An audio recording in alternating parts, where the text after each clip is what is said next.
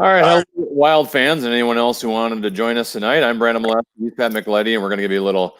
I look like a ghost tonight due to the lighting, but that's okay. We're going to give you a That's little. all right, Brandon. That's okay. First intermission analysis. Thought we are going to have a 1-0 lead. Ends up being 1-1 late there in the first period as we enter the second period. And the first 10 minutes of this game, Pat, I'm like, what are we going to talk about during the first intermission? And obviously, the talkers picked up in the second half of that period. But let's begin with my first thoughts. Okay. I don't know if it's nerves, lack of preseason, if the ice is absolutely atrocious, but not a lot of playmaking happening in for the majority of that period from a passing standpoint, stick handling. It just seems like everybody is off.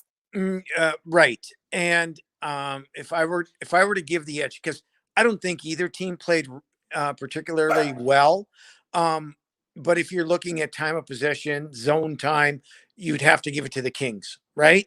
I thought their forecheck got going a little bit. I thought to that point, I thought Minnesota defended well. They didn't give up a lot. The puck was in their own in their own zone, and they didn't give up a lot.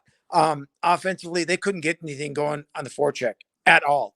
And they were kind of one and done. I'm like, okay, waiting, and didn't happen. But the Russian, right? Why did you get him? To be a point producer. What does he do? Produces a point. That's positive in the first period. Other than that, Brandon, it was not a good goal by Talbot. You can't give that up. Especially with a second left in the period. Well, don't waste all your takes in the first 2 minutes. We'll get to everything. We'll get to everything here, Pat. Let's begin. Yep. Go ahead. Let's begin with Kaprizov, because obviously everyone wanted to see him tonight, and for the most part, and let's face it, he's stepping up in class here. He's facing a level of competition he's never faced before. Even though the Kings aren't the fastest team, it's a step up in speed, and not as much time when you have the puck on your stick. For the most part, he didn't do a whole lot that period. On the goal, clearly, the puck was lost off his stick. That wasn't in any way, shape, or form intended to go to Jonas Brodin. But I will say about the play, Pat, you and I have watched a lot of Wild hockey over the last 8 years where I know where you're going, where the Wild forwards are on the perimeter of the ice. And it was nice to see a Wild forward get to the middle of the ice, even though the play is kind of an accident and just lands on Brodin's stick, which, by the way, great job by Brodin to kind of read that and move up in the play. It was just nice to see a Wild forward get to the middle of the ice. Yeah, just by watching the kid in the past, he's fearless when it comes to trying to make plays. And you've got to love that about him. And it's his first period. Hard to critique. But you know what? They scored, and he was part of it, and that's what you love to see. All right, let's then talk about the goal against, because they iced the puck with 4.5 seconds left, and I know it's game number 1, but I mean that's Pee Wee hockey defensive zone coverage. Right. There. I mean, they literally had 3 guys lined up over there: Dumba, Fiala, and Johansson. The Kings only had 1 guy. It's not one of those where they pulled the goalie and they've got a couple guys up there in that spot. How you can't communicate that someone needs to be on Jeff Carter there is literally inexcusable. Brandon, all you have to do is get your body in front of him. You don't even have to hold a back. Assignment, yeah. Right? I mean, he just walked right in, and then Talbot has got to. I mean, that you either use your stick and shove it to the corner, or you freeze it. And he was either late on it, or I think everyone just fell asleep, to be quite honest. Not a good goal to give up. Not a good goal. We will take some comments. Looks like lots of people not liking the ice, but John Haben says Dumba needs to tighten up his game. I know it's early, but he is a veteran player, needs to be better. We've seen this from Dumba in the past, and it's period 1 of game 1, so it's a little early to be overreacting. But he had the high sticking penalty out of the gate, and then we had a pretty bad turnover after that. That Suter kind of saved him on. Yeah, there were a couple plays in that period where that they lost control of the puck in the neutral zone, and it went back the other way. Didn't get in trouble, but that could be trouble. Let's talk about this piped in crowd noise. Maybe if we're listening with no crowd noise, I might comment about how boring it is and just how stale it is. It sounds really weird. It Yep, sounds off. I It's agree. not like baseball when you're at a baseball game. They just kind of have that murmur of sound throughout, and you can Yep. kind of it doesn't sound right at a hockey game, specifically a game in Los Angeles. Let's face it, the Kings fans are never this loud on a consistent level. Yeah, I agree. It gets a little bit annoying, to be quite honest. Let's get back. I want your thoughts on, you and I talked about what's the identity of this team going to be, right? I know it's one period. I tried to watch it and see, okay, I kind of get what they're trying to do. I didn't really have a clue that period. It wasn't okay, dump and chase and go, get D up in the rush. Um, Maybe it was because of the ice. I don't know, but I couldn't say in my head I see what they're trying to do. Could you? I think the ice is playing a big role in the lack of ability to make plays here. In the Wild, I thought kind of picked up the speed as the period progressed there.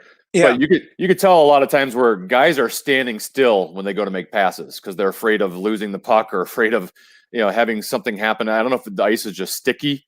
Especially on the breakout, guys are standing still before they make passes. They're not really moving with it and having a flow to it. And let's face it, these aren't the two greatest offensive teams in the National Hockey League either. They're both going to be more defensive minded. And I guess the one observation that I did make, and let's face it, they're playing one of the slower teams in the league in the Los Angeles Kings. Yeah. But the Wild looked like the faster team, and given what I saw last year with Stahl and Koivu, and there weren't many games where they were the faster team. I do think they look like the team with a little more speed in this game, and they're going to have to use that to their advantage. They're going to have to. Yep, no doubt about it. Good to see Mark Alt. For the Minnesota people who remember him, former Gopher, former Cretin Durham High, Cretin Durham High, standout athlete. Get his chance with the LA Kings, which is great stuff. Let's talk about the third line. Foligno had a couple chances. He fell on that wraparound when at the time the Wild did not have a shot on goal, and he was all alone. He just absolutely fell, and then he had a chance. He had a chance in the slot on a pretty good pass from Jordan Greenway. What are your expectations of that line this season? Well, if they use their body, then they should be very effective. Greenway has deceptive speed. Foligno can skate, not a burner, but and then you have Eck in the middle there who can skate. They should be effective if they get the puck down low and cycle. They would be a tough line to handle. It's got to happen more. It's got to happen more for them. That has got to be their mantra every shift. Get it in deep and just grind it away and tire out the other team and try to create chances. They have the ability to do that. So I just want to see it more on a consistent level. Scott Adrian says the Bukestad Kaprizov Parisi line may be my favorite line of all time. Pat, kind of that's a little premature on that, but a little bit. One of the observations I made from that line in the two scrimmages is that Parisi's tenacious. He's going to work hard. Bukestad's got long reach, and Kaprizov is a high IQ player, and I think. You saw a little bit of that on one shift, particular in that period of they're going to get their sticks on defensemen. They're on the pucks from the defensemen and cause turnovers, and just because all three of them can kind of play that game, and I do think that line is going to get a few greasy goals this year. Even though they're a number one line, you expect to be a super skill line. They might be a little bit more of a hardworking lunch pail line, even though Kaprizov does have skill. Brandon, the best playmaker on that line of five people might be one of your defensemen. And I say that, and just based off of what you just said, I don't think Bukestad is going to be that guy that's going to lay it in there for a Kaprizov. I think it's going to be off the rush. I think it's going to be a Spurgeon or a Brodin joining the play. That's how the goal occurred. Brodin giving Kaprizov the pass, and then him following up the play. I think we'll see a lot more of that pretty plays than we will from a Parisi Bukestad to Kaprizov. Another thing I'd said before tonight's game was, everyone was so focused on the lines and the fact that Kaprizov and Fiala weren't on the same line. And they said, well, one, it's that can change within a period.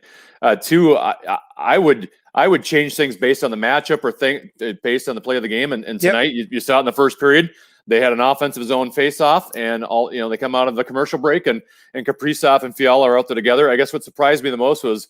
It's kind of an indication of what they think of our center position. The fact that Zach Parise was out there taking the faceoff with those two guys. He won the draw. They got possession of the puck, but to me, I think that's a smart move by Dean Evison and that coaching staff of finding little moments like that in the offensive zone, and where you can put those guys in the best possible position. You can play them together for a little bit.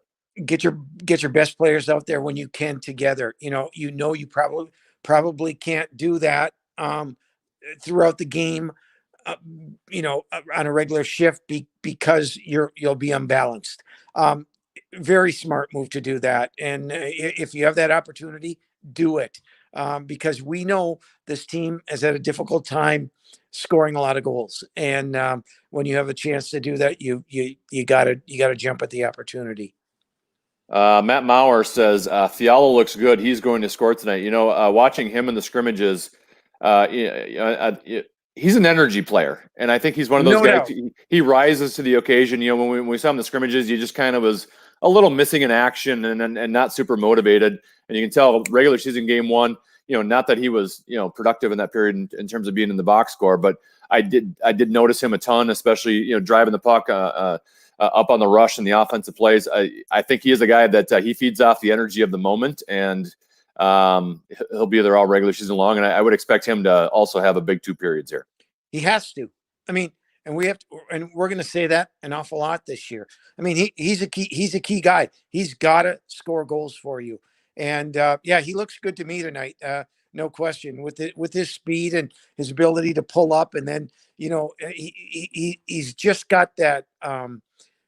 His legs are so strong. He's got that quick jump. And, he looks good.